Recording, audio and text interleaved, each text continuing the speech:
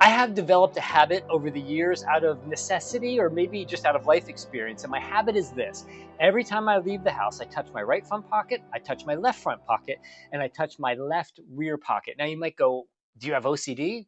I don't think so. This actually has more to do with experience and habit. And the reason I do this, it's not I'm not prepping to do the Macarena, but actually what it is in my right front pocket are my keys, and my left front pocket is my wallet, and my left rear pocket is my phone.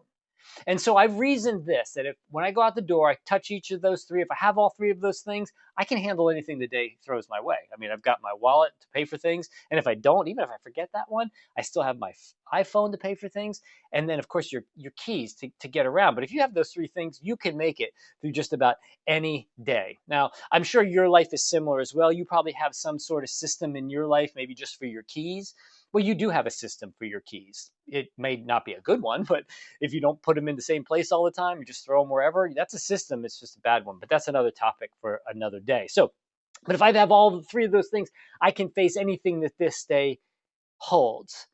Now, where my system, of the right front pocket, left front pocket, left rear pocket thing goes, kind of falls apart, is in winter. Because what else you need to know about me is I am what I like to call a winter wimp. I hate being cold. And so I layer up in winter. That means I have like not just one shirt on, like two, and then I wear a sweatshirt and maybe throw a winter coat over top of that. And that's where things start to go off the rails, because if I only have the sweatshirt on and maybe not the coat, I might just throw the keys in my sweatshirt pocket. And then I've done this: put the coat on over it, go out to the car and reach for my pocket, my right front pocket, and there's no keys there. And I don't know where they are. And you start panicking. Or if it's snowing and it's blowing down the back of your neck, you're like, please let me find those keys. Or you do the same thing with your wallet or your phone. You stick your phone in the inside of your coat pocket. It's not in your left rear pocket or my left rear pocket. I go to the store, pay for something. I reach for my left rear, my left front pocket, and my wallet's not there, or my phone's not there, and you ah. But the weird part is, it's there the whole time. Like, it was there. Like, my keys were inside my sweatshirt pocket, or my phone was inside my coat pocket. It was there the entire time. And I'm sure you've had experiences like that as well. Because after that quick search, you go, oh, there it is, and you get back on it, and again, you realize it was just there the whole time. And whether it's your wallet, your keys, or your phone, or sometimes your sunglasses on top of your head, you spent half the day looking for them and they were there again the whole time. You have those moments of panic, and they're small. I mean, they're really small. They're not that big of a deal. Um, but the same thing kind of happens in bigger situations of life too, where maybe it's not your keys, maybe it's your health, or it's not your phone, it's your job, or it's not your wallet you lost, it's your marriage, or it's not your sunglasses that you've lost, it's your faith. And then we have those moments where it's like those some of those big things of life, jobs, relationships, health, and you lose them, or you're in the midst of losing them, and you're in that pain of that kind of loss. There's something else that we tend to do, and that is this: when life falls apart, you ask a question. And the question that we often ask when your heart's broken, when you experience pain, when you feel like you're abandoned or just significant loss, the question you ask is, God, where are you? That's the question that we often ask. We find ourselves looking for God, and He's not where we expect Him to be because we're too busy going, where are you? And here's the thing: when we ask the question, where is God? If you've ever been there, you know what it's like when you've yelled that, when you've wept through that, when you've just screamed through that. God, where are you? Here's the thing: there is an answer to, God, where are you when I'm suffering? There's a definitive, clear answer. It's not like something like, well, I don't know. I mean, we'll see. We'll see if he shows up. No, there's a definitive answer and clear answer of, where is God when you're suffering? So if you've ever asked that question, if you ever wept through it, cried through it, whatever it may be, you're not alone. Now you might go, well, that's great. That's consoling that I'm not alone. But again, there is an answer, and I want to share that with you today. See, I've got the answer from what I would call a fairly unlikely, at least in my estimation, a fairly unlikely person that gave me this insight as I was going through scripture. And I'm going to share that with you today. I'm going to take us back to Good Friday, the day that Jesus was crucified. And on that day, it wasn't just Jesus that was crucified, there were two other guys with him. And one of those guys gives you tremendous insight answering the question, where is God when I'm suffering? So I want us to take a look at the book of Luke, and this is Luke beginning at chapter 23, verse 32 through 43. So if you have your Bibles, grab them, you can follow along. If not, it'll be on the screen here in front of you. So again, that's Luke chapter 23, verses 32 through 43. Two other men, both criminals, were also led out with him to be executed. When they came to the place called the Skull, they crucified him there along with the criminals, one on his right and the other on his left. Jesus said, Father, forgive them, for they do not know what they are doing. And they divided up his clothes by casting lots. The people stood watching, and the rulers even sneered at him, and they said, He saved others, let him save himself, if he's God's Messiah, the chosen one. The soldiers also came up and mocked him. They offered him wine vinegar and said, If you're the king of the Jews, save yourself. There was a written notice above him which read, This is the King of the Jews. One of the criminals who hung there hurled insults at him. Aren't you the Messiah? Save yourself and us. But the other criminal rebuked him. Don't you fear God, he said. Since you're under the same sentence, we are punished justly, for we are getting what our deeds deserve. But this man has done nothing wrong. Then he said, Jesus, remember me when you come into your kingdom.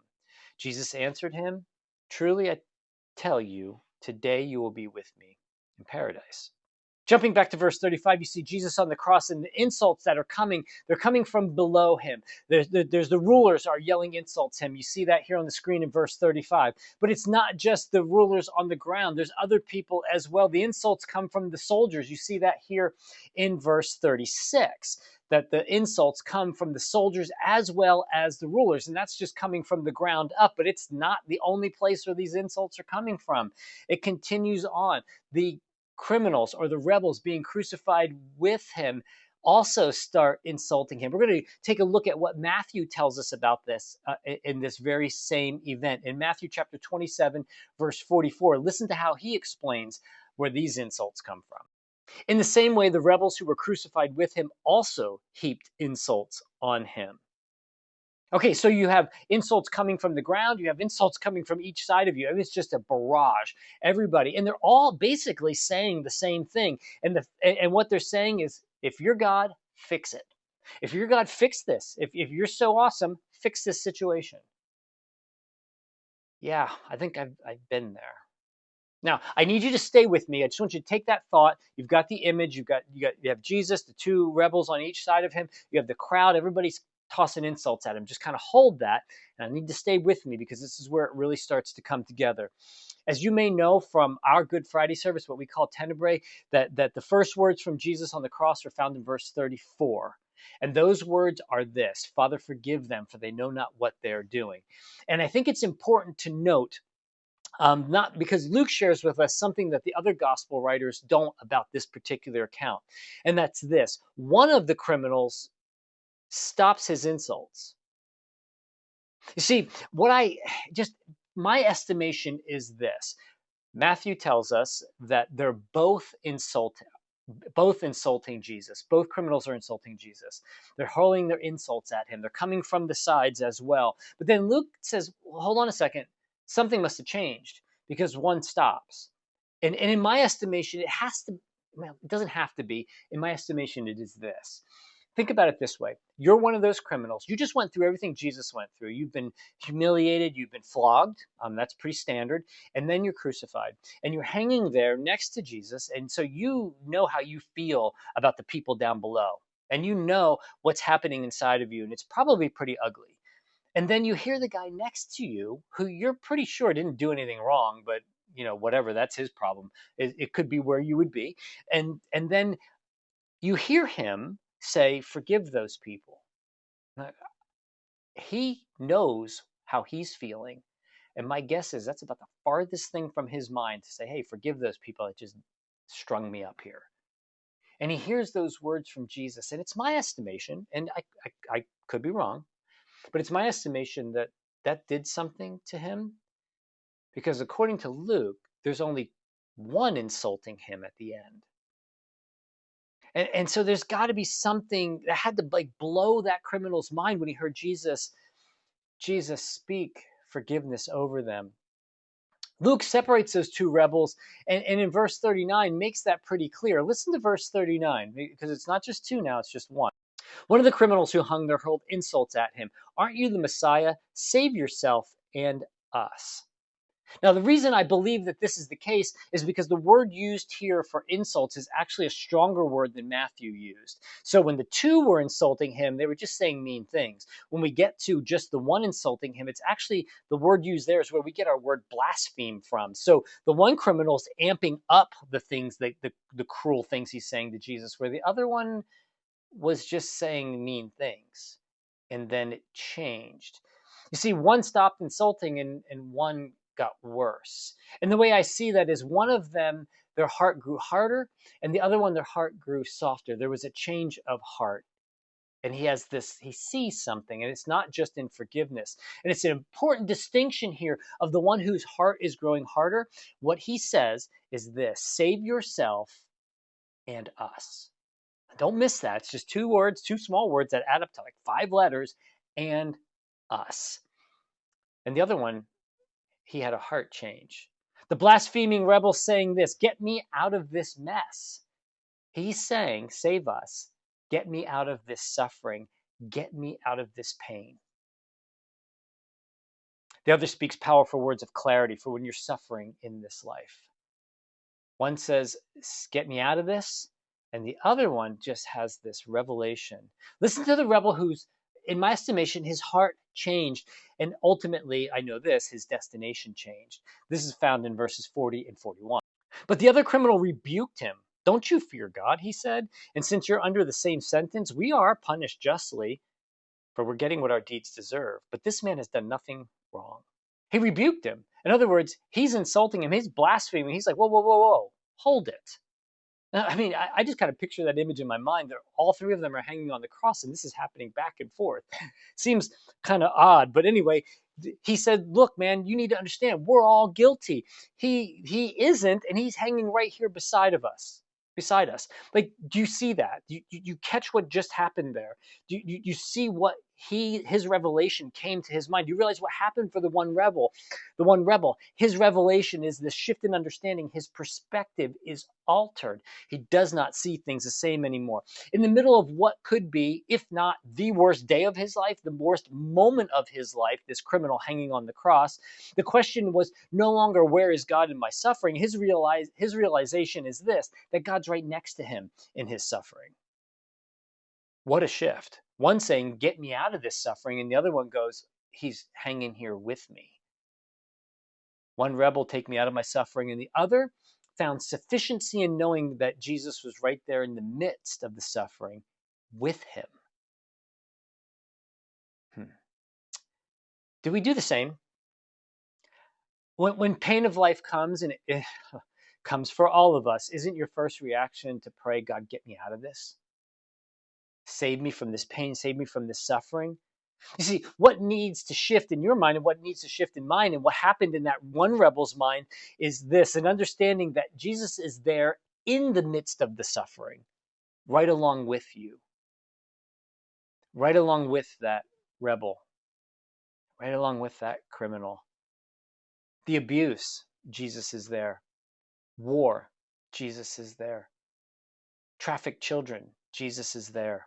Terminal illness, Jesus is there. Broken relationships, Jesus is there. Death, Jesus is there. Financial distress, Jesus is there. The prayer is, just let me see you, not where are you. The psalmist says it this way in Psalm 34:18.